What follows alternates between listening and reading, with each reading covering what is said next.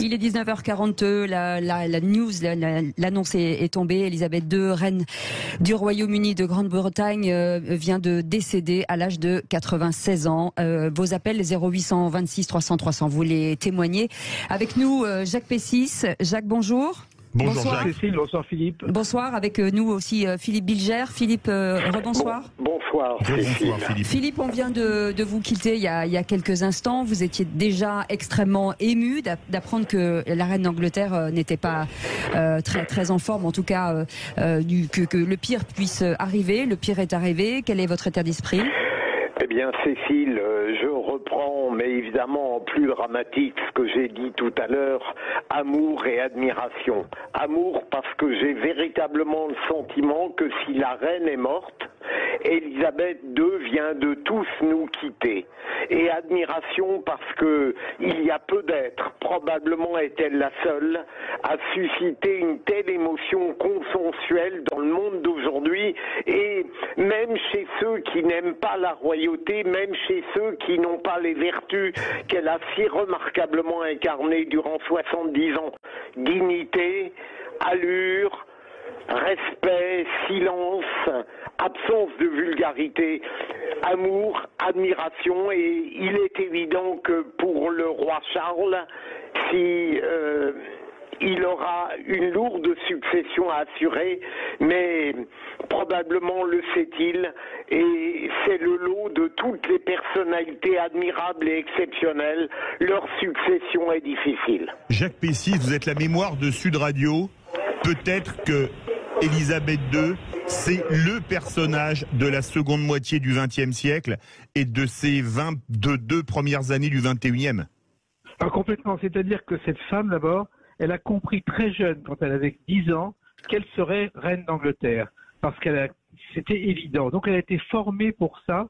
Elle a été formée, elle a travaillé. On n'imagine pas la force de travail d'Elisabeth II, et plutôt de la princesse Elisabeth quand elle était pas reine.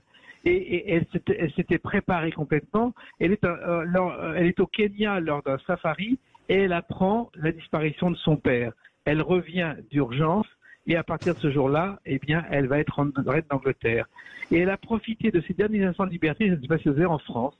Il y avait un week-end de la Pentecôte dans les années 50 et elle était fiancée à son mari, au prince Philippe, et elle est venue passer incognito quelques jours en France.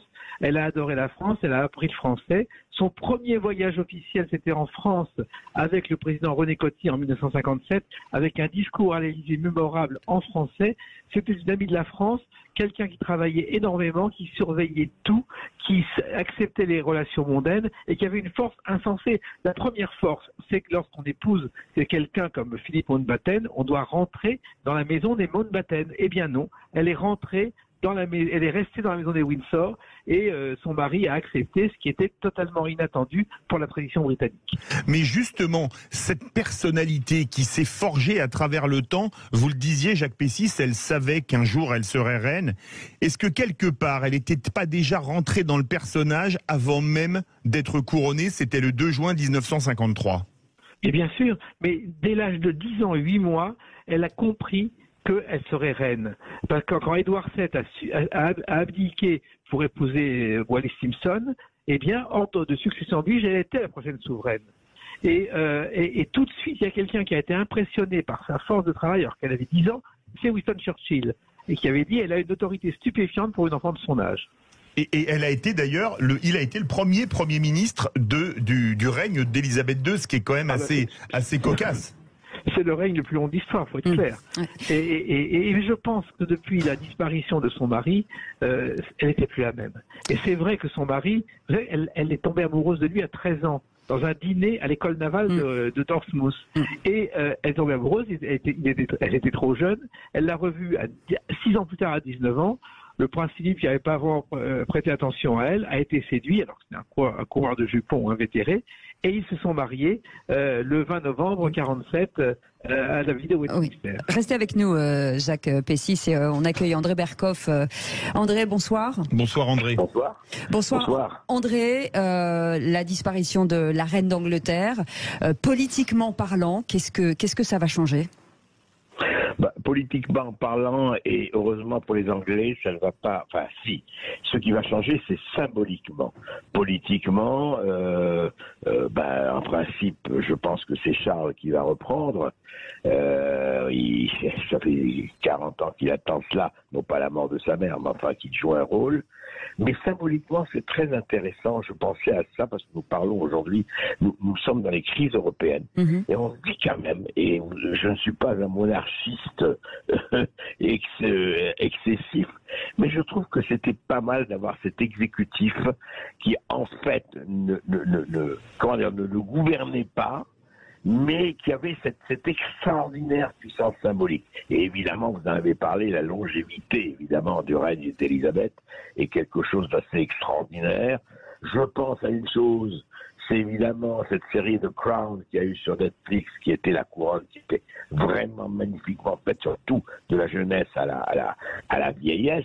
Mais surtout, je me dis qu'au fond, avec ce que nous avons, nous, comme gouvernement, je me demande si quelque part, un gouvernement avec quelqu'un qui serait à la tête, qui représentait le symbole et la continuité, c'est quelque chose, je trouve, qui nous manque cruellement.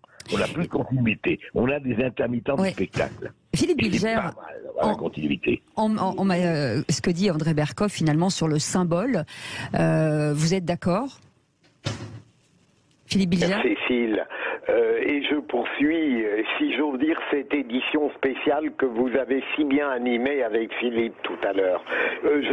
L'émotion considérable, universelle, qui va être engendrée et qui est déjà là, d'ailleurs, par la mort d'Élisabeth II, c'est d'une certaine manière, me semble-t-il, une émotion, face à une incarnation exemplaire sur tous les plans d'un monde qui est près de disparaître ou qui peut-être avec elle va disparaître.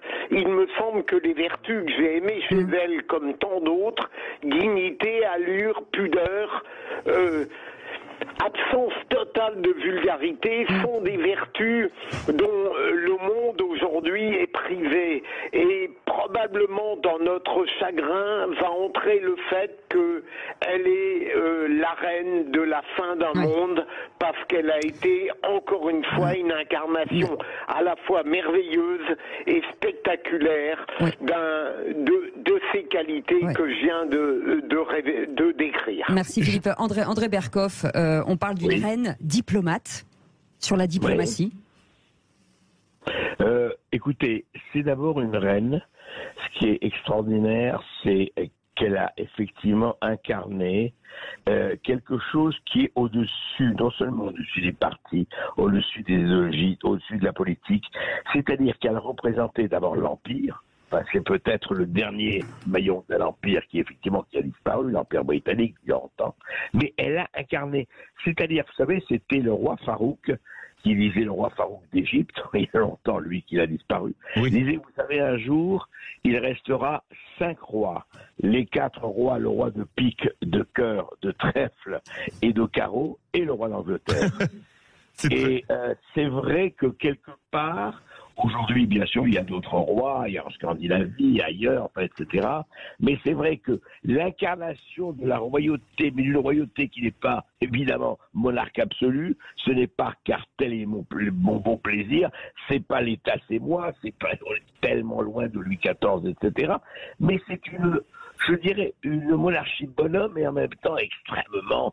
Vous savez, moi, je trouvais extraordinaire, c'est ce maintien du faste. Vous savez, le carrosse, les cérémonies, les horse guards du palais de Buckingham, tout cela représentait quelque chose qui était là depuis des siècles et on s'est dit, tiens, il y a encore ça. Il y a encore une espèce de patrimoine, je dirais presque immatériel, justement, de l'humanité, et il était là. Voilà, c'était ça, on pouvait se nommer, on pouvait se moquer, mais c'était là. Et effectivement, je ne sais pas qui sera comment sera le nouveau roi plutôt, mais c'est vrai que c'est quelque chose aujourd'hui qui va être beaucoup plus difficile à assumer, eu égard au temps un peu glauque nous vivons. Et voilà, c'était ça quand même, Elisabeth. C'était, elle était le gage de quelque chose qui est là. Et je trouve ça très fondamental. On a besoin aussi de permanence et de pas être dans l'écume du quotidien, du provisoire, du délétère, de l'aléatoire dans lequel on vit aujourd'hui. Et c'est vraiment fatigant, on le sent. Justement, Jacques Pessis, on voit sur les images des chaînes de télévision d'infos en continu, les gens qui arrivent par centaines, notamment du côté de Buckingham Palace. Il y a quelques jours, c'était le 25e anniversaire de la disparition de Lady Diana. Est-ce que vous pensez que l'émotion, alors évidemment, elles n'ont pas le même âge, ce ne sont pas les mêmes circonstances, va être aussi grande, voire même plus grande pour Elisabeth II que pour Lady Di? De toute façon, la reine Elisabeth était le symbole de tas de choses. N'oubliez pas que le 2 juin 53, quand elle se marie, c'est la première fois qu'il y a un mariage en Eurovision et que la télévision française, qui n'existait pas, commence à exister grâce à cette journée. On a vendu 5000 postes par jour à l'époque de ce mariage. Les gens se réunissaient dans la rue et regardaient dans les vitrines le mariage, déjà en 53. Donc vous imaginez en 2022. Philippe Bilger, je lis le tweet d'Emmanuel Macron qui est tombé il y a 4 minutes. Je cite, « Sa Majesté la Reine Elisabeth II a incarné la continuité et l'unité de la nation britannique plus de 70 ans durant. Je garde le souvenir d'une amie de la France, une reine de cœur qui a marqué à jamais son pays et son siècle. » Vous voulez réagir à cette hommage ? Il est difficile de contredire ce tweet du président de la République, même s'il se garde bien, d'une certaine manière, c'est peut-être pas le mode de communication privilégié pour cela, de dire pourquoi elle a été à ce point admirée à cause des vertus et des qualités que j'évoquais tout à l'heure, questionnées par Cécile. Je partage ce sentiment, mais je dirais ça me paraît faible par rapport à l'aura de cette femme. Et si j'ai un mot encore, mon cher Philippe, ce qui me frappe, c'est que le paradoxe de cette personnalité inouïe qui va briser le cœur du monde d'une certaine manière, c'est qu'elle va être regrettée par des gens qui profondément sont aux antipodes de ce qu'elle représente. Il y a tellement peu d'occasions dans notre monde d'adhérer totalement à des êtres, non pas parce qu'ils pensent comme nous, mais parce qu'ils nous donnent un exemple que nous ne savons pas atteindre ou que même nous récusons. Mais quand ils sont incarnés par des femmes comme elle, c'est quelque chose de miraculeux dans le chagrin et la tristesse. André Berkoff, est-ce que cet événement planétaire peut, d'une manière ou d'une autre, réconcilier l'Angleterre avec la France? Ou en tout cas apaiser? Oui, on peut espérer que l'Angleterre et la France, même si on sait très très bien qu'ils ont été ennemis héréditaires pendant des siècles, mais il ne faut pas oublier qu'en 40, heureusement qu'il y avait Londres pour accueillir Charles de Gaulle et la France libre. Il faut confier tout ce qu'on a eu ensemble et tout ce que, depuis les siècles, tout ce qui nous a séparés, mais aussi unis. Moi, je crois que, franchement, Cécile, et je crois qu'il y a quelque chose de très fort, mais qui va vraiment, et de tous les âges et toutes les générations, cette espèce de nostalgie d'un pouvoir qui transcendait, qui n'était pas un pouvoir élu, qui était un pouvoir nommé, et qui transcendait les travaillistes, les changements de gouvernement, les changements de ministère, les guerres, etc. On pouvait se dire, mais ça, c'est très important pour nous. C'est presque comme, on dit, ils sont là, elle est encore là.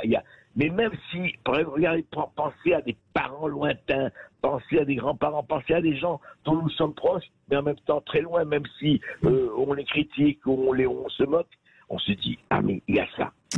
Moi, je crois que ce qui restera, et peut-être l'immense nostalgie qu'il y a, c'est ça. Et pour répondre, en tout cas, à votre question sur la France, etc., écoutez, encore une fois, les rois de France, un certain nombre de présidents incarnés, et Dieu sait si je ne suis pas monarchiste, mais incarner cette continuité, cette légitimité qui va au-delà, encore une fois, des vicissitudes politiques. Merci beaucoup. De toute façon, on ne les oubliera pas, c'est clair, et on aura la nostalgie, c'est clair aussi. Sud Radio, on est en édition spéciale jusqu'à 21h. Je vous rappelle que la reine Elisabeth II est décédée il y a quelques minutes. L'annonce a été faite il y a quelques minutes, mais d'après le communiqué de Buckingham Palace, elle serait décédée paisiblement dans le courant de l'après-midi. On reste avec vous jusqu'à 21h. Vous voulez réagir, témoigner sur ce que représentait Elisabeth II pour vous? Le standard est ouvert, le 0826 300 300. On vous attend jusqu'à 20h, 21h. Merci Léa Guichot. Émission spéciale. L'information est tombée, bienvenue si vous venez de nous rejoindre. Nous sommes ensemble jusqu'à 20h avec Philippe David, 21h pardon, avec Philippe David. Vos appels 0826 300 300. La reine Elisabeth II est morte, le drapeau a été mis en berne au-dessus du Buckingham Palace. On en parle avec vous et avec nos invités et Richard Fremder est avec nous. Merci de nous avoir rejoints. En attendant, on va faire un petit point avec vous, Félix Mathieu, puisque les témoignages tombent les uns derrière les autres et le premier, c'est celui d'Emmanuel Macron. Oui, Emmanuel Macron qui salue une amie de la France qui a marqué à jamais son siècle. Le communiqué de la présidence de la République, au terme desquels, je cite Emmanuel Macron, Sa Majesté, la reine Elisabeth II, a incarné la continuité et l'unité de la nation britannique plus de 70 ans durant. Je garde le souvenir d'une amie de la France, une reine de cœur qui a marqué à jamais son pays et son siècle. Voilà pour la réaction du président Macron qui a posté sur Twitter aussi une photo de la reine donc qui est morte à l'âge de 96 ans dans son château écossais de Balmoral. Réaction aussi. Et aussi d'autres réactions, hein, bien sûr. Oui, par exemple de l'ancien président de la République, Nicolas Sarkozy. C'est avec beaucoup de tristesse, une profonde émotion que j'ai appris le décès de Sa Majesté la reine Elisabeth II, écrit l'ancien chef de l'État, Nicolas Sarkozy, qui indique que pour la société britannique, la reine était un repère, un pilier dans ses pages heureuses comme dans les épreuves de son histoire. Par son intelligence, écrit Nicolas Sarkozy, son courage, sa simplicité, elle incarnait le meilleur des valeurs de la monarchie britannique. En ces circonstances douloureuses, j'adresse mes très sincères condoléances à la famille royale, au peuple britannique, aux nations du Commonwealth et à tous ceux nombreux qui, à travers le monde, aimaient la reine Elisabeth II. Alors, les nations du Commonwealth dont parle Nicolas Sarkozy, eh bien, justement, c'est par exemple ce tweet aussi du Premier ministre canadien Justin Trudeau. C'est avec le cœur lourd que nous avons appris le décès de la plus ancienne souveraine du Canada, Sa Majesté la reine Elisabeth II. Elle était une présence constante dans nos vies et son service aux Canadiens restera à jamais une part importante de l'histoire de notre pays. Voilà pour la réaction de Justin Trudeau. Alors beaucoup de réactions qui tombent au fur et à mesure depuis qu'on a pris cette annonce en France. Nicolas Sarkozy, je vous le disais, Emmanuel Macron, on a aussi celle qu'il a combattue au second tour de la présidentielle, Marine Le Pen évidemment, qui elle tweet de son côté, je cite Marine Le Pen, on la pensait immortelle, la reine Elisabeth II restera à jamais l'une des figures les plus emblématiques et les plus aimées de l'histoire de son pays et de notre continent. Au peuple britannique, mes plus affectueuses pensées. Voilà pour ces mots de Marine Le Pen. On continuera à faire un point avec vous hein, sur ces hommages, Félix Mathieu. Richard Fremder, officiellement aujourd'hui, est-ce qu'on peut dire que Charles est roi? Quel est le protocole finalement? Le protocole doit attendre. C'est pas comme en France, effectivement. Alors on s'incline évidemment de la God Save the Queen et God Save the King. Évidemment, en français, le roi est mort, vive le roi. C'est aussi le protocole. Là, le protocole est le même. Mais par contre, il faut attendre le couronnement, etc. Donc il y a quand même un long processus qui va se faire. A priori, c'est lui. Je pense que là, on n'a pas les informations, mais a priori, c'est lui. Il va pas abdiquer. D'après les infos, ce serait lui. Évidemment, il va pas abdiquer. Et ça, on est quasi certain qu'il abdiquera pas. Oui. Est-ce qu'on sait à peu près le nom qu'il choisira? Non, j'ai pas l'information. Vous n'avez pas de cette information. Qu'est-ce qui va changer finalement une espèce de. Allez-y. Juste un instant, mais effectivement, vous avez raison d'appuyer sur ce point. Le choix du nom est très important parce que il représente beaucoup de choses. Le fait qu'elle ait pris Elisabeth est très symbolique, très fort, très Elisabeth II, donc qui suit Elisabeth Ier, le plus grand monarque anglais. On va voir le nom que lui va choisir. Ça va être très important. Ça va donner quasiment la voix de sa trajectoire. C'est un signal parce que on voit le tweet de Justin Trudeau. On disait à l'époque, sur l'Empire britannique, le soleil ne se couche jamais. Sur le Commonwealth, c'est-à-dire les territoires sur lesquels la reine est encore, ou maintenant le roi est encore le chef d'État, ça va de l'Australie ou de la Nouvelle-Zélande jusqu'au Royaume-Uni, c'est-à-dire toute la planète. Et jusqu'au Canada. Et jusqu'au Canada, exactement, en passant par plein d'autres terres au milieu. Est-ce que ça va jouer beaucoup le nom que va choisir oui, parce qu'encore une fois, ça donnera la direction. On a dit très longtemps que c'était un futur roi qui serait trop réformateur, que donc il faisait peur, parce que il doit pas être dans la réforme, il doit pas être dans cette idée-là. Il doit incarner la continuité. Il incarne, le roi ou la reine incarne le pays. S'il est très réformateur, ça peut donner des ailes à certains pays qui pourraient vouloir quitter peut-être le Commonwealth, on ne sait jamais. Donc il faut faire attention, c'est symbolique, mais c'est important les symboles. Philippe Bilger, le Commonwealth est-il en danger? Parce que finalement, c'est quand même quelque chose d'important. Il va remplacer, a priori c'est Charles, une reine qui est restée 70 ans. Liz Truss s'exprime. Oui. Sur lequel le Royaume-Uni moderne avait prospéré. Le Royaume-Uni est le grand pays qu'il est aujourd'hui grâce à elle. Elle a accédé au trône juste après la Seconde Guerre mondiale. Elle a défendu le développement du Commonwealth, qui comptait 7 nations et 5 au début et 57 par la suite. Aujourd'hui, nous sommes une nation prospère et dynamique. La reine Elisabeth nous a fourni la stabilité et la force dont nous avions besoin. Elle était l'esprit du Royaume-Uni et cet esprit perdurera. Elle a été notre monarque qui a régné le plus longtemps. Elle a régné avec une grâce et une dignité pendant 70 ans.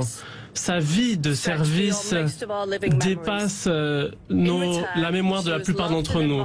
Elle a été aimée et admirée par le peuple britannique et du monde entier. Elle a été une inspiration personnelle pour moi et pour de nombreux Britanniques.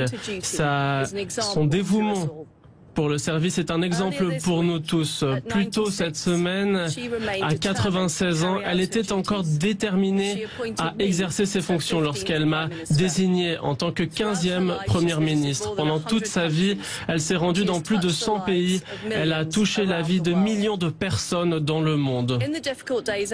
Dans la période difficile qui s'annonce, nous serons ensemble avec nos amis dans l'ensemble du Royaume-Uni, du Commonwealth et du monde pour célébrer sa vie extraordinaire de service. C'est un jour de perte, une perte triste, mais qui nous laisse un héritage.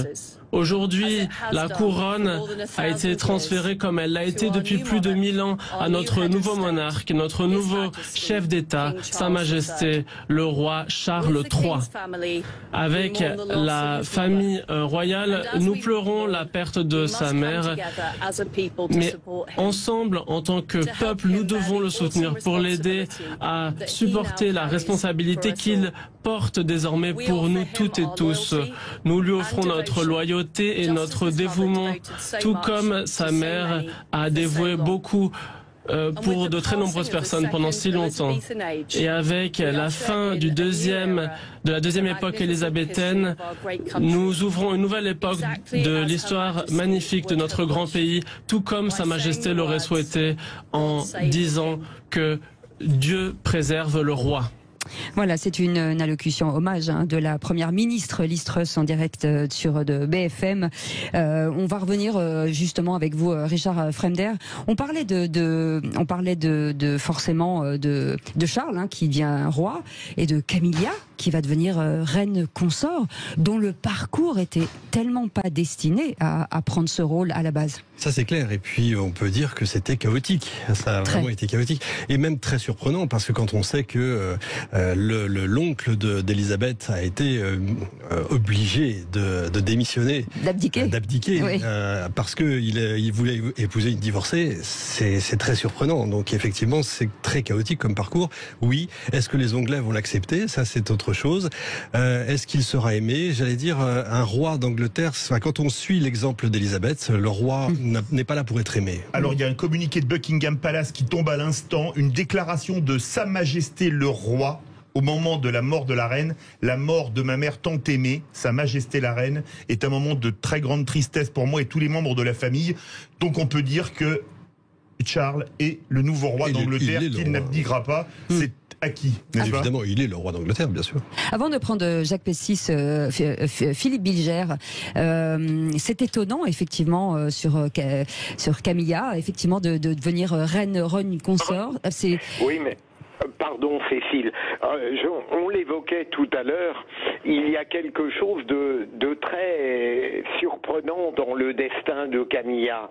C'est que, alors qu'elle a vécu des péripéties orageuses, c'est le moins qu'on puisse dire, avec sa liaison avec le prince Charles, je crois que ça n'est pas par hasard que la reine, sur le tard, lui a donné un titre qu'elle avait préparé. Parce qu'au fond, Camilla, même dans les épreuves qu'elle a subies, a gardé d'une certaine manière les qualités que la reine appréciait. Elle ne s'est jamais plainte, elle n'a pas parlé aux journalistes, elle n'a pas fait d'histoire, elle n'a pas fait de crise, et on peut dire qu'elle a été à l'écart de la famille royale, une incarnation qui n'était pas si médiocre, à tel point d'ailleurs que la reine a éprouvé le besoin de lui donner un titre qui montrait qu'elle avait dans la tête le futur qui allait être celui de la Grande-Bretagne, sans elle, bien sûr. Jacques Pessis, justement, est-ce que Camilla a cette étoffe de reine consort ? Jacques Pessis, vous êtes avec nous ? Oui, je vous entends très bien. Est-ce qu'elle a l'étoffe finalement d'une reine consort, Camilla ? Comme dit Philippe, elle était très très discrète, donc elle a toutes les chances de rester à côté de Charles. Elle a toute sa vie été près de Charles. Et je pense que Charles aura plus que j'avais besoin d'elle, car c'est une femme forte, elle l'a démontré à plusieurs reprises dans toutes les épreuves qu'elle a traversées. Richard Fremder, est-ce qu'elle a gagné le cœur des Anglais ? C'est peut-être un peu tôt pour le dire. C'est un peu tôt, l'avenir le dira, ça j'en sais rien. J'avoue, je sais pas. Est-ce qu'ils sont prêts à pardonner ? Oui, parce que je pense que ça fait longtemps. Encore une fois, quand on regarde la série The Crown, ils sont pas très sympas avec. J'ai pas l'impression que ce soit oublié. Faut pas. C'est un petit peu comme la devise du Canada. C'est je me souviens. Oui. Donc voilà. Du Québec. Du Québec. Pardon. Oui, bien sûr. Oh là là. Anne-Marie ou Anne-Marie. Exactement. Vous avez raison. En tout cas, l'antenne vous est ouverte jusqu'à 21h. 0826 300 300. Oui, Jacques Pessis. Oui, il y a peut-être une chose qu'on n'a pas précisée. Oui. C'est qu'elle a donné une éducation à Charles incroyable. C'est que d'habitude, les enfants sont élevés par des précepteurs à Buckingham. Eh bien, elle a choisi de l'emmener à l'école primaire comme tous les enfants. Elle venait le chercher à l'école avec son mari comme tous les enfants. Et Charles donc a appris à être mêlé au peuple dès ses très jeunes années. Je pense que c'est très important pour l'avenir. Merci beaucoup Jacques Pessis. Avec vous Félix Mathieu, encore des hommages qui arrivent, qui sont diffusés de la part du prince Charles, vous disiez, le prince Charles, le roi Charles désormais, qui évoque un grand moment de tristesse, hommage aussi du gouvernement ukrainien. C'est avec une profonde tristesse que nous avons appris le décès de Sa Majesté la Reine Elisabeth II. Au nom du peuple ukrainien, nous adressons nos sincères condoléances à la famille royale, à l'ensemble du Royaume-Uni, au Commonwealth pour cette perte irréprochable. Nos pensées et nos prières sont avec vous. On vous parlait tout à l'heure des communiqués de Nicolas Sarkozy, de Marine Le Pen en France. On a aussi Ségolène Royal qui a tweeté hommage à une femme, Elisabeth II, grande souveraine, qui incarnait l'unité, la persévérance, la continuité, la droiture et le sens du devoir, mais aussi une étonnante modernité, tristesse partagée avec le peuple du Royaume-Uni, avec sa famille, écrit Ségolène Royal. Et si on avait des doutes sur le nom, ce sera bien a priori Charles III. Charles III en version originale, puisque c'est déjà la première ministre a conclu par God Save the King, et les timbres vont changer. C'est le Royal Mail, les postes britanniques qui disent que maintenant les timbres seront à l'effigie de Charles III. Donc c'était prévu déjà à l'avance. C'est absolument prévu. Philippe Bilger, est-ce qu'on attend finalement les hommages des gens qui aujourd'hui, enfin des personnalités qui aujourd'hui font l'actualité, des Joe Biden, des Vladimir Poutine, comme vient de le faire le président ukrainien? Cécile, il est évident, mais je dirais que ce sont des hommages certainement sincères, mais qui viennent plutôt de l'esprit. Alors que profondément, ce qui nous touche, nous, communauté internationale, citoyens, c'est une sorte d'hommage du cœur. Parce que ce que je ne voudrais pas, c'est que pour pour des motifs politiques, à cause du retentissement médiatique, on oublie quelle profondeur d'humanité et d'exemple habitait cette reine. Je ne voudrais pas que d'une certaine manière, cette mort soit récupérée par tous les politiques du monde entier, alors que parfois j'ai eu l'impression que la reine offrait un parfait contraste avec leur comportement habituel. Et donc, je ne voudrais pas que cette crainte soit légitime. Richard Fremder, en matière de diplomatie, donc là, qu'est-ce qu'il devrait se passer dans les jours à venir? Qu'est-ce qui va être mis en place? J'imagine que le protocole des funérailles est déjà prévu depuis quelque temps. Tout le monde, voilà, de toute façon depuis longtemps. Est-ce qu'on a un calendrier, j'allais dire à l'heure près, au jour près, ou comment ça va se passer? Est-ce qu'on a des informations là-dessus pour l'instant? Moi, je les ai pas. Il existe évidemment, puisque tout est impeccablement réglé comme du papier à musique, comme on dit vulgairement, dans ce palais anglais de Buckingham. Et oui, évidemment, tout est prévu, mais à la seconde près. C'est-à-dire, même le personnel va changer, puisque le personnel qui était proche de la reine va devoir changer, puisqu'on va avoir un personnel spécial pour le roi. Peut-être même que son premier secrétaire ne sera pas le même, etc. Enfin, tout va changer. C'est un monde qui va changer à la fois à l'intérieur du palais, mais à l'extérieur. Comme vous le disiez tout à l'heure, on change les timbres, on change tout. On va parler d'un point qui est quand même incroyable. Elle a régné 70 ans, plus de 70 ans, et elle a fait 15 premiers ministres, et une première ministre arrive, elle va à Balmoral, et 2 jours après, on se dit que le mandat de Liz Truss commence, on ne peut plus mal. C'est vrai que ça commence plutôt fort. En tout cas, il est marqué par l'histoire, ça c'est sûr. Elle n'aura pas au-dessus d'elle la statue du commandeur. Donc, effectivement, de ce côté pesant de cette reine qui a effectivement connu 15 premiers ministres. Et quel premier ministre? Parce que elle commence avec Churchill, ce qui est quand même pas le pire des premiers ministres. Elle en a connu plein. Elle a connu 15 présidents français. Elle a connu tous les présidents de la Ve République. Enfin, c'est complètement incroyable. Elle a connu les 2 de la 4e, Auriol et Coty. De la 4e. Donc est-ce qu'on sait si elle avait un de nos présidents avait une affinité particulière avec la reine? Est-ce qu'on sait si des affinités avec la reine, ça on peut pas savoir. Même si elles sont affinités, même si elles sont lointaines quand même. Elle parlait très bien français. Elle parlait quasiment couramment français. Quand elle vient pour la première fois en 48, elle n'est pas encore reine, mais elle vient faire son premier voyage officiel en France. Elle parle parfaitement français, donc elle fait un discours en français en 48. Il faut rappeler que la langue de la cour d'Angleterre est le français, et c'est Dieu est mon droit et honni soit qui mal y pense, pour l'ordre de la Jarretière, qui est la devise. Sur les devises. Et elle a été reine d'Angleterre et de France pendant longtemps. Oui. Donc, elle aimait bien la France. Ouais. Elle aimait bien la France, elle est venue souvent, elle est venue 5-6 fois quand même en voyage officiel, donc ça c'est pas mal. Et elle a connu tous les présidents. Qu'est-ce qu'on peut retenir finalement de son parcours? Peut-être on évoquait sa modernité, même si elle était ancrée dans cette monarchie depuis 70 ans, de la continuité, mais avec des soupçons de communication par le corps, par le vêtement, par le positionnement, finalement c'était une très grande communicante, extrêmement moderne. Je crois que c'est la première fois que j'entends la reine d'Angleterre, on devrait d'ailleurs pas dire reine d'Angleterre, mais bon, c'est la première fois que j'entends dire que c'est une grande communicante, puisque justement elle ne communique pas. Elle avait toujours dit, enfin elle n'a jamais fait d'interview, jamais. Mais effectivement, le non-verbal, les chapeaux, le sac, elle avait un sac à main, on dit parce qu'elle ne savait pas où mettre ses mains. La couleur. Les couleurs, etc. Oui, effectivement, elle a lancé des modes, bien sûr. Alors ça reste des modes anglaises, chacun appréciera, mais évidemment, une grande communicante, je crois qu'on peut pas dire. Modernité, on peut pas dire non plus. Au contraire, elle a toujours essayé de respecter, on va dire, la continuité. Ce qui était très important pour elle. Never explain, never complain. Mais quand je dis modernité, c'est d'accepter les différences, d'accepter les coups de canif de certains, des autres, et de les gérer. C'est difficile. Ça a dû être difficile, mais c'était un métier. Oui. D'ailleurs, c'est un métier. Un métier de roi ou de reine, c'est un métier. Elle n'avait pas tellement de choix. De toute façon, elle va pas ruer dans les brancards, c'est pas le genre. Son oncle a été quand même à abdiquer parce qu'il voulait être trop moderne. Oui, faut pas oublier ça. Il voulait épouser une femme divorcée américaine et roturière. En plus de ça, il y avait le contexte géopolitique de l'époque, trop proche, à mon avis, des nazis. Et ça n'a pas tellement plu, bien entendu, aux Britanniques, et ce qui paraît logique. Donc, elle voulait pas trop changer. Il fallait pas changer. La seule fois où elle a changé, où elle a accepté la télévision, on voit ça d'ailleurs dans la série. Il y a beaucoup de romances dans la série, mais l'esprit est là.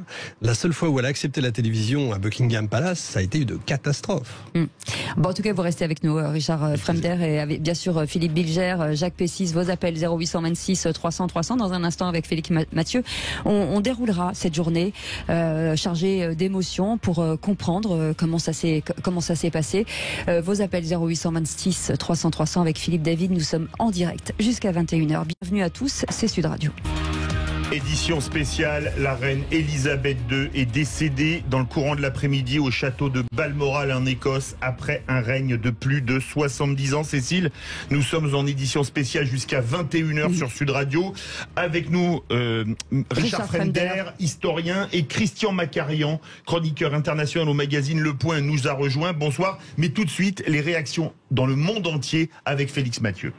Oui, à commencer par la réaction du roi Charles, du désormais roi Charles, qui évoque un moment de grande tristesse en évoquant, je cite, sa chère mère. Toujours en Grande-Bretagne, au Royaume-Uni, la première ministre écossaise Nicola Sturgeon, il écrit: Sa Majesté la reine Elisabeth, cette disparition, c'est un moment profondément triste pour le Royaume-Uni, pour le Commonwealth et pour le monde. Sa vie a été une vie de dévouement, de service extraordinaire au nom du peuple écossais. Je transmets mes plus sincères condoléances au roi, à la famille royale. Du côté de l'Irlande aussi, le chef du gouvernement irlandais évoque cette tristesse au moment où nous offrons nos condoléances à nos voisins du Royaume-Uni à la suite de la mort d'une remarquable amie de l'Irlande. Nous rappelons du rôle joué par la reine Elisabeth dans la longue amitié entre les deux pays à l'histoire tourmentée. Du côté des États-Unis, pas encore de réaction du président Joe Biden, mais le porte-parole de la Maison-Blanche s'est exprimé. Il évoque nos pensées vont à la famille et au peuple du Royaume-Uni. On a aussi qui la connaissait, qui l'aimait beaucoup, Elton John, sur Twitter. Je suis attristé. Elle était une présence impressionnante pour être là, pour diriger le pays à travers certains de nos moments les plus grands, les plus sombres. Avec grâce, la reine a été une énorme partie de ma vie, dit Elton John, depuis l'enfance jusqu'à aujourd'hui. Elle me manquera beaucoup. Merci beaucoup, Félix Mathieu. Et nous sommes en direct avec Christian Macarian, chroniqueur international au magazine Le Point. Christian Macarian, bonsoir. Bonsoir. Bonsoir. Elle a eu un règne très long. Alors, la reine d'Angleterre n'a pas de pouvoir, mais le Royaume-Uni a traversé des crises majeures. Dès le début de son règne, elle est couronnée le 2 juin 53. En 56, c'est la crise de Suez. Le Royaume-Uni est au bord, et le monde sont au bord de la Troisième Guerre mondiale. Il faut le rappeler, puisque les Soviétiques menacent de rayer Paris et Londres de la carte, et les Anglais se retirent quand les Américains menacent de couler la livre. Comment elle a vécu des moments comme ça ? La reine Elisabeth II est quelqu'un qui a été éduqué dès son plus jeune âge par son père, George VI, par sa reine, la reine Mary, dans la fonction royale. Donc c'est quelque chose qu'elle avait véritablement dans la cour et qui faisait partie de son éducation, de sa culture, de sa gestuelle corporelle, de ses tenues vestimentaires. Je veux dire, c'est quelque chose qu'on ne verra plus pour la raison suivante. 2 points, et je le dis solennellement, cette femme était une véritable reine hors du temps. Et quoi que l'on dise, les successeurs dans toutes les monarchies européennes ressemblent à des gens de notre époque bien davantage. Bon, le prince Charles est peut-être une exception, il est devenu ce soir le roi Charles III, mais ses fils ont, pour beaucoup de jeunes générations, la vertu de ressembler aux jeunes d'aujourd'hui, mais Elisabeth, elle, n'a jamais épousé les modes de son temps, elle les a transfigurés, dépassés, surplombés, pour incarner avec une sorte de vision mystique le rôle de souveraine. Il y a un film remarquable de Stephen Frears qui s'appelle The Queen, qui a montré ce personnage, au fond, avec sa part de mystère. Il restera toujours un mystère, Elisabeth II. Comment une femme a pu voir le féminisme arriver, les sociétés occidentales se transformer complètement, la totalité du monde se modifier. Songez que juste à titre de grandeur, elle a régné 70 ans, c'est-à-dire à peine quelques années de moins que toute l'URSS. Oui. C'est quelque chose. C'est vrai. Songez, oui. À quelques années près, elle a la longévité de l'URSS, de l'Union soviétique. Elle a dépassé la reine Victoria, qui était déjà la souveraine, qui avait duré le plus longtemps, 63 ans. C'était déjà un prodige.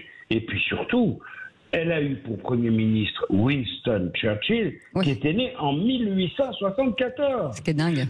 C'est-à-dire que cette femme a dans sa main gauche le 19e siècle et dans sa main droite le 21e siècle. Ouais. Ça, en soi, on ne le verra plus. Est-ce que, en matière de diplomatie, de chef de la diplomatie, quel rôle elle jouait, elle régnait sur quoi? Est-ce que finalement, c'est elle qui tirait les ficelles? Non, elle ne tirait pas du tout les ficelles, c'est beaucoup plus subtil. Un pays comme le Royaume-Uni, qui, je rappelle, a 67 millions d'habitants, un PIB qui est le 5e ou le 6e, selon la manière dont on compte, parce que vous savez qu'il y a une rivalité entre la France et le Royaume-Uni, pour le poste de 5e puissance, 5e PIB par tête au monde. Bon, bref, qu'il soit 5e ou 6e, c'est un pays d'une taille en tout point comparable à celle de la France. Eh bien, ce pays, ce soir, au moment où nous parlons, est en train d'accaparer la totalité de tous les écrans du globe terrestre pour la mort d'une femme qui n'a aucun pouvoir politique constitutionnel réel. Mais moi, ce qui prouve son aura, un véritable prodige. Oui, ça prouve son aura, vous avez raison. Mais ça prouve aussi à quel point le fait de s'inscrire hors du temps permet aussi de s'inscrire dans l'éternité. Il y a quelque chose d'intemporel chez Élisabeth II, quelque chose qui traverse toutes les époques, les siècles, les décennies, et quelque chose qui fait d'elle un personnage complètement irremplaçable. Enfin, pour finir de répondre précisément à votre question, ce n'est pas que le roi ou la reine d'Angleterre ait le moindre pouvoir, mais c'est un exhausteur de faste. C'est un rehausseur de prestige pour la nation anglaise. Et quand une reine se déplace, quand elle va voir le marché aux fleurs de la rive gauche à Paris, un tout petit marché aux fleurs, qui d'ailleurs a été rebaptisé en son nom, Square Reine Elisabeth, Jardin, Reine Elisabeth, c'est rien du tout, c'est un tout petit jardin très mignon, mais c'est en soi un événement, j'y étais, et je me souviens d'une population à 90% féminine, de femmes qui pleuraient de joie ou d'émotion et qui n'étaient pas spécialement monarchistes. C'est ça, le soft power absolu de la monarchie anglaise. Et quand vous regardez même les petites nations comme la Belgique, les Pays-Bas, le Danemark, la monarchie leur donne une aura et un rayonnement très supérieur à leur taille réelle. C'est ça la monarchie. Justement, Richard Fremder, c'est très intéressant ce que dit Christian Macarian. La reine n'avait aucun pouvoir et pourtant l'émotion est mondiale parce qu'elle régnait, comme on dit, sur l'Empire britannique. Le soleil ne se couche jamais. Et sur le monde. Est-ce que c'est pas quelque part la symbolique que ce n'est pas que la puissance qui compte dans le monde, mais également l'aura, le symbole, le charisme. Je vais faire une comparaison, j'espère qu'elle ne sera pas mal interprétée, un peu comme le pape, qui n'a pas de pouvoir, mais qui, quel qu'il soit, a un charisme mondial. Mais c'est vrai que c'est pas si mal interprété que ça, parce que l'image est belle, d'ailleurs, c'est pas très loin. Et effectivement, là, on se souvient de la mort de Jean-Paul II, qui avait été aussi universel, on va dire, effectivement. Je crois que le mot qui va être dit le plus important, c'est le temps. C'est quelque chose qu'on n'imagine pas, nous, en France, où tout va très vite. Nos présidents durent 5 ans, surtout à l'heure de l'instantanéité. Exactement. En plus, à notre époque, aujourd'hui.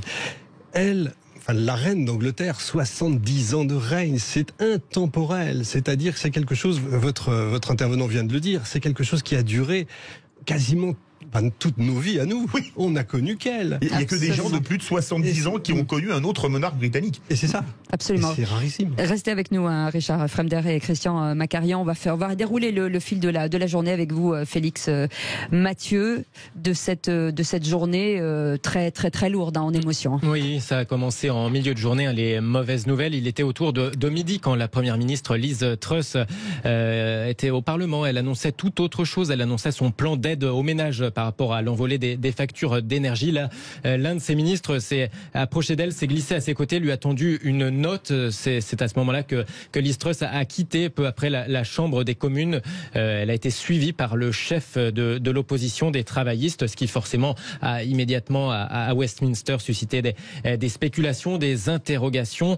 Peu après, vers midi et demi heure britannique, un communiqué de Buckingham Palace est tombé avec un ton plutôt alarmant, inhabituellement alarmant. Il annonçait que les médecins de la souveraine se disaient alors préoccupés par son état de santé. Ils avaient recommandé qu'elle soit placée sous surveillance médicale dans ce château écossais de Balmoral. La reine continue à se sentir bien, indiquait alors le palais. Il était midi et demi en Grande-Bretagne. Dans la foulée, Liz Truss, qui avait été nommée, on le rappelle, mardi seulement par la reine, a déclaré sur Twitter que tout le pays était préoccupé par l'état de santé d'Elisabeth II. C'est ainsi que la nouvelle a commencé. Ils ont commencé à préparer la nouvelle. L'agence de presse britannique a indiqué dans la foulée que les membres de la famille royale les plus proches de la souveraine étaient informés. Petit à petit, donc tous les membres de la famille royale britannique ont afflué dans l'après-midi jusqu'à ce que tombe ce communiqué indiquant le décès à Balmoral, entouré des siens de la reine Elisabeth II. On a de nouvelles réactions avec Donald Trump qui salue par exemple l'extraordinaire héritage de paix et de prospérité que la reine laisse au Royaume-Uni, l'ancien président américain. On a aussi une réaction du Premier ministre israélien qui salue une dirigeante unique, une figure exceptionnelle qui symbolisait la dévotion et l'amour pour la patrie. Et puis évidemment les mots empreints de tristesse du nouveau roi Charles III. Charles III qui indique la mort de ma mère bien-aimée, Sa Majesté la Reine, est un moment de grande tristesse pour moi et pour tous les membres de la famille royale, de ma famille, dit-il. Merci beaucoup Félix Mathieu. On reviendra avec vous dans quelques instants. Richard Fremder, on connaît peut-être un peu tout ce qui va se mettre en place, le protocole de ce qui va se passer à partir de demain. Oui, on connaît beaucoup de choses. On connaît même le code secret, en fait, qui est plus tellement secret finalement. Comment on prévient le Premier ministre en cas de décès de la reine. C'est The London Bridge is down. Le pont de Londres est tombé. Et donc c'est par ces mots que se déclenche l'intégralité du protocole. Effectivement, l'Union Jack en Berne pendant 12 jours. Je crois que c'est le pays entier va être sous le coup de ces drapeaux en Berne. La garde qui n'est pas relevée. La garde qui n'est pas relevée, la chambre du Parlement, les deux chambres d'ailleurs du Parlement qui sont suspendues. Donc voilà, c'est tout un ensemble, on en parlait tout à l'heure, qui se met en place, qui est connu depuis longtemps, qui est préparé depuis longtemps. La dépouille de la reine qui sera exposée à Westminster également. Absolument. Christian Macarian, on le sait maintenant, William est le nouveau prince de Galles. Le prince de Galles. Le nouveau prince de Galles.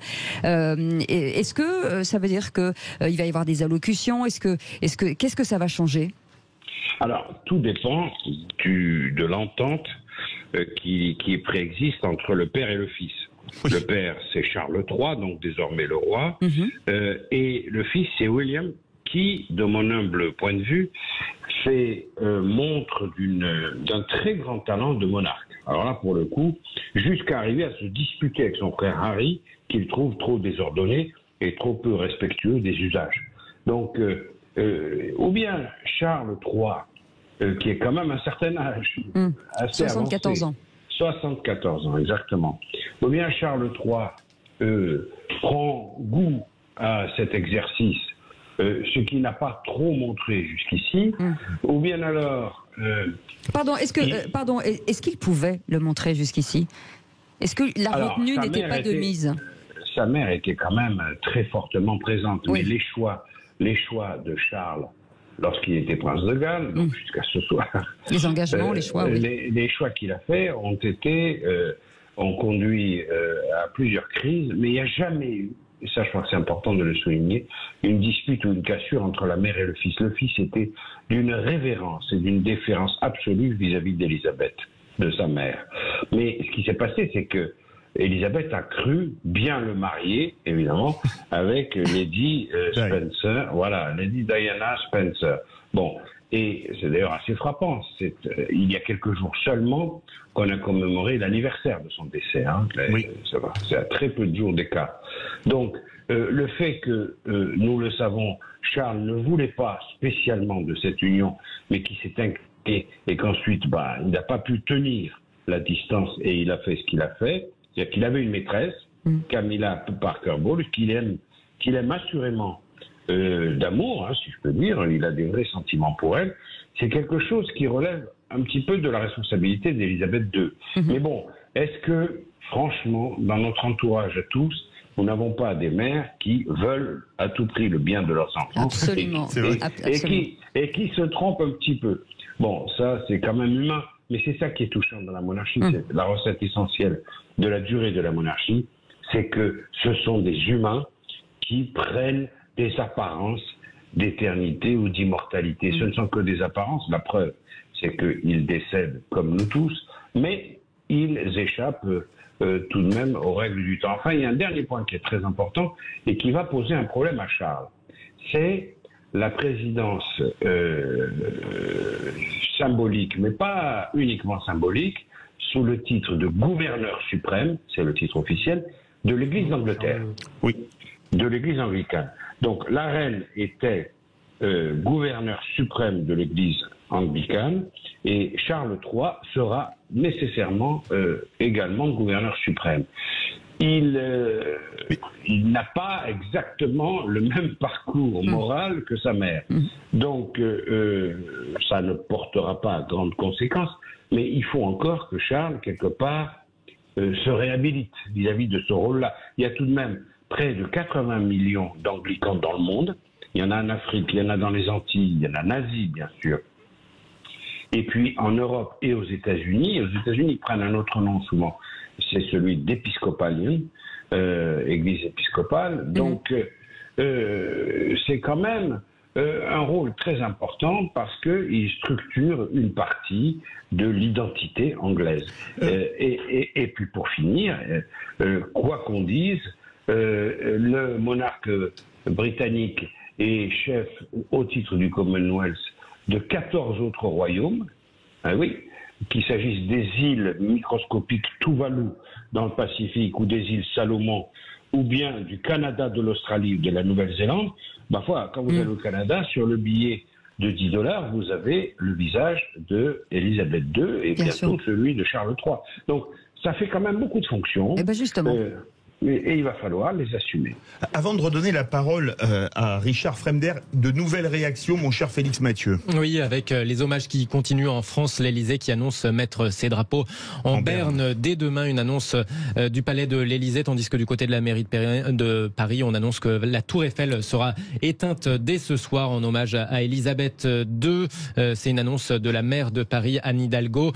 Je viens d'assurer à l'ambassadrice la profonde sympathie et le soutien de Paris au peuple du Royaume-Uni. Ce soir, la tour Eiffel sera éteinte en hommage à la reine Elisabeth II. Au Royaume-Uni, l'ancien Premier ministre, il l'était jusqu'à ce début de semaine, Boris Johnson, évoque le jour le plus triste de notre pays. Voilà pour ces mots de Boris Johnson dans un communiqué où il salue ce long règne de la monarque. Aux États-Unis, Joe Biden rend hommage à une femme d'État d'une dignité et d'une constance incomparable, tandis que l'ancien président de la République française, François Hollande, de son côté, lui aussi rend hommage à une personnalité exceptionnelle. Voilà pour cet hommage de François Hollande. Merci beaucoup, Félix Mathieu. Félix Mathieu, je crois que vous devez nous laisser. Christian Macarian, chroniqueur international au magazine Le Point. On vous remercie beaucoup, de votre présence sur Sud Radio ce soir. Il est toujours avec nous. Richard Fremder, historien. Charles III, ça a une signification d'avoir choisi ce prénom. Et oui, on en parlait tout à l'heure, c'est pas neutre de prendre un nom, et donc il suit donc Charles Ier, qui est le roi qui a été exécuté pendant la Révolution anglaise. Donc son fils prend donc le nom de Charles II. Il y a eu des problèmes avec le Parlement, il a régné 25 ans, mais avec beaucoup de problèmes. Et lui arrive Charles III. Vous voyez un petit peu l'image, c'est-à-dire, est-ce que je vais relever moi aussi les problèmes? Est-ce que il y a des problèmes, il y a eu la Révolution, etc. Peut-être. C'est très important, ça marque quelque chose. Oui, ça donne la trajectoire. Christian Macarian, finalement, vous restez avec nous. Les drapeaux tricolores de l'Élysée en berne dès demain, la tour Eiffel. Est-ce qu'on attend finalement, peut-être du monde entier, que cette disparition marque aussi et que d'autres drapeaux soient en berne un peu partout dans le monde?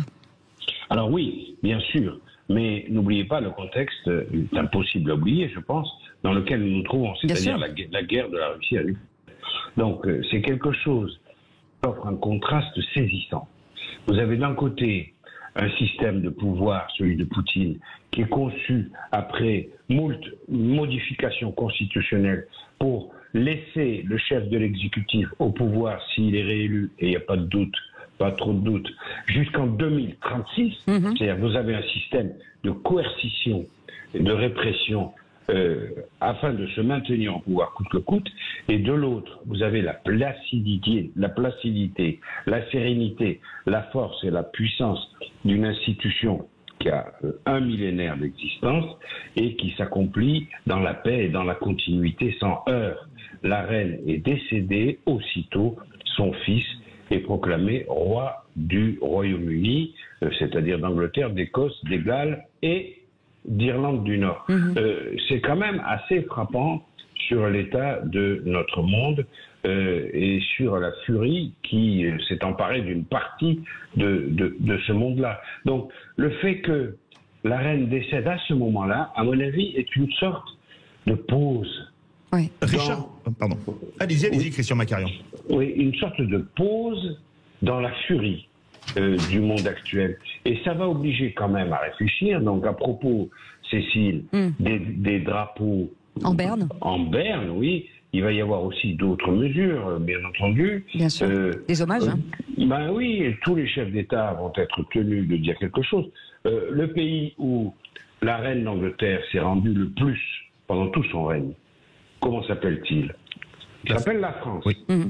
Bon, eh bien, la France, dont Élisabeth II maîtrisait parfaitement la langue, avec un classicisme magnifique, est un pays qui, normalement, devrait porter une attention particulière à tout cela. Moi, je vois dans les jeunes générations, ce soir même, tout autour de moi, beaucoup de jeunes qui ont environ entre 30 et 40 ans, disons par exemple, qui n'ont connu qu'elle. Oui. Mais même les gens de 70 ans n'ont connu qu'elle. Oui, et quelque part, elle cimentait une génération, quelqu'un qui a 30 ans aujourd'hui, quelqu'un qui est un peu plus mûr comme moi, et quelqu'un qui est carrément beaucoup plus retiré des affaires que moi et qui aurait 70 ans. Eh bien, franchement, c'est en soi assez remarquable. Ça n'arrive pas dans les démocraties électives de type république, et en soi, c'est tout à fait étonnant, d'autant plus, je répète, qu'il y a cet archaïsme délicieusement moral, complètement désuet, mais moral, qui est le rôle de gouverneur suprême de l'Église. Alors ça, c'est unique au monde aussi. Richard Fremder, on va parler communication, on va parler géopolitique. Quand on voit l'aura de la reine Elisabeth II, les réactions dans le monde entier, est-ce que, évidemment, le temps du deuil passé, le nouveau Charles III ne devra pas aller faire une tournée mondiale pour charmer la planète, pour essayer de maintenir le taux d'amour qu'avait la couronne britannique sous le règne de sa mère? Non, déjà, il le faisait déjà. Oui, mais là, maintenant, avant d'être le souverain. Donc ça, ce sera pas nouveau de toute façon pour lui. Beaucoup de pays le connaissent. Et l'apprécie d'ailleurs. Il est plutôt très apprécié dans ce rôle-là. Oui, bien sûr, il va devoir charmer. Oui, bien sûr, il va devoir... on en parlait tout à l'heure. Étant le chef de l'église anglicane, c'est extrêmement important. Il va devoir changer son fusil d'épaule. Encore une fois, il est marié à une femme divorcée. Oui. Donc il va devoir aussi donner des gages de stabilité, etc. sur cette église anglicane qui règne sur le monde du Commonwealth quand même. Restez avec nous, un nouvel invité, Jacqueline Eustache-Brignot, bonjour. Bonsoir plutôt, vous êtes sénatrice Les Républicains et membre du groupe France-Royaume-Uni. On parle bien sûr d'un événement planétaire. Aujourd'hui, forcément, les hommages tombent. Le président de la République a tweeté, beaucoup de personnalités politiques aussi. Le drapeau est en berne sur l'Élysée, la tour Eiffel est éteinte. Qu'est-ce que vous avez envie de dire? Qu'est-ce que pour vous, la France, en tout cas du côté de la France et de votre côté, représente ou représentait Elisabeth II? D'abord, je pense que c'était une grande amie de la France. Elle parlait français, il ne faut pas oublier, oui. Et elle était très attachée à la France. Je regardais un certain nombre de choses depuis tout à l'heure. Je pense que c'est en France qu'elle a fait le plus grand nombre de déplacements, donc c'est pas rien. Je pense que voilà. Et la France est attachée à la fois à ce pays et à cette femme, parce qu'aussi on a eu une page d'histoire commune avec la guerre 39-45.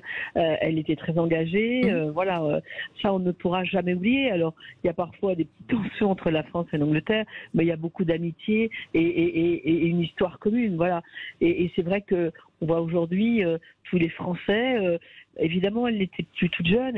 On savait bien qu'elle allait partir un jour, mais ce départ un petit peu brutal touche la plupart des Français, j'en suis persuadée, parce que nous avons une histoire commune, des enjeux probablement politiques aussi communs que nous avons eus. Voilà, il y a eu cette inauguration du tunnel sous la Manche où elle a effectivement dit que nous pouvions nous rendre en Angleterre, plus en bateau, plus en avion, mais voilà, directement d'un pays à l'autre. Je pense que voilà, on a aujourd'hui, nous sommes très très tristes. Moi, à titre personnel, je suis triste parce que je suis très attachée à ce pays pour des raisons personnelles.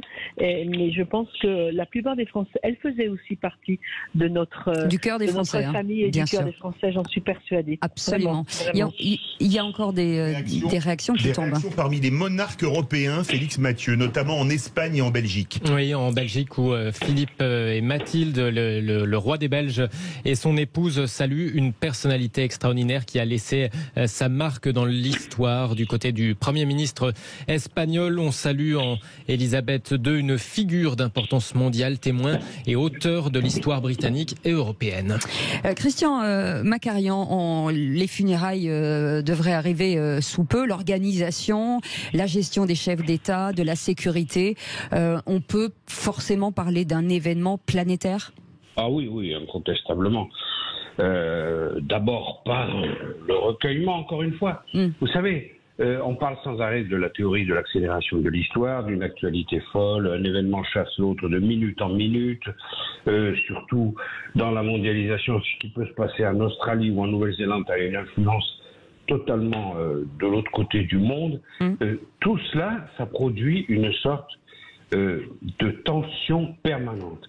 Et là, le seul fait d'observer une pause pour la mort d'un souverain universel, si vous voulez, je ne veux pas être désagréable, mais vous avez assisté récemment à la disparition de 2 présidents de la République française, il n'y a pas si longtemps, avec assez peu d'écart entre les deux. Giscard d'Estaing et Jacques Chirac. Voilà. Et vous ne pouvez pas parler de recueillement planétaire ou d'événement qui a arrêté les télévisions du monde entier. Je pense que vous êtes d'accord avec moi. Oui, bien sûr.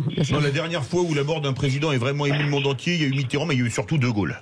Voilà. Peut-être le mot de la fin. Et Pompidou aussi un peu. Oui. Donc le mot de la fin, c'est que ces obsèques seront l'occasion pour le monde entier de se reparler et j'espère d'essayer d'observer, ne serait-ce que à travers quelques minutes de silence, d'observer à quel point ce qui anime les relations internationales aujourd'hui et à quel point va nous manquer. Est totalement à l'opposé du règne d'Elisabeth II, qui fut encore une fois la reine de la sérénité. Juste avant de reprendre Jacqueline Eustache-Brignot, le mot de la fin avec vous. Richard Fremder, oui, il est aussi francophile, Charles III, il parle parfaitement le français également. Il est très francophile, comme l'était Charles II. Oui. Qui lui aussi passait un accord secret avec Louis XIV pour en aide et conseils si jamais l'Angleterre avait des problèmes, et y compris au niveau de l'ennemi s'appelait l'Espagne. Oui, absolument. Y compris au niveau de la religion, justement. Oui. Merci en tout cas, Richard Fremder. Juste un dernier mot, Jacqueline Eustache-Brignot. J'imagine qu'au Sénat, un hommage sera rendu. Oui, bien sûr. J'ai pas eu ce soir le cabinet du président, mais bien évidemment qu'un hommage sera rendu au Sénat à cette femme exceptionnelle, extraordinaire, qui va infiniment fédérer le monde avec ses obsèques finalement. Oui, tout le monde sera à côté d'elle, derrière elle et pour elle. Vraiment. Merci, en tout cas, merci beaucoup d'avoir été avec nous, Jacqueline Eustache-Brignot, sénatrice Les Républicains et membre du groupe France-Royaume-Uni. Merci à André Berkoff d'avoir été avec nous. Merci Richard Fremder. Merci Philippe David. Merci Philippe. Merci Philippe Bilger. Merci Christian Macarian, chroniqueur international au magazine Le Point. Merci de nous avoir suivis et merci de votre fidélité à Sud Radio. Dans un instant, on va retrouver notre ami Jacques Pessis, la mémoire de Sud Radio. avec Jean Descartes qui vont évoquer la reine Elisabeth II qui, je vous le rappelle, est décédée aujourd'hui à l'âge de 96 ans après avoir régné 70 ans. C'est le plus long règne d'un souverain britannique devant la reine Victoria. Elle est donc décédée dans le courant de l'après-midi au palais de Balmoral en Écosse. Les hommages arrivent du monde entier. Nous vous remercions avec Cécile de Minibus d'avoir été en notre compagnie pendant ces 3 heures. Mathieu. On a passé, je pense qu'on peut le dire, à toute l'équipe. Merci à toute l'équipe, un moment historique en votre compagnie. Et nous, on vous retrouve demain à 17h, demain matin. C'est Benjamin Glaise. Après, c'est le Grand Matin Sud Radio et qui seront bien entendu en édition spéciale. On vous souhaite une très belle soirée et merci de votre fidélité à Sud Radio.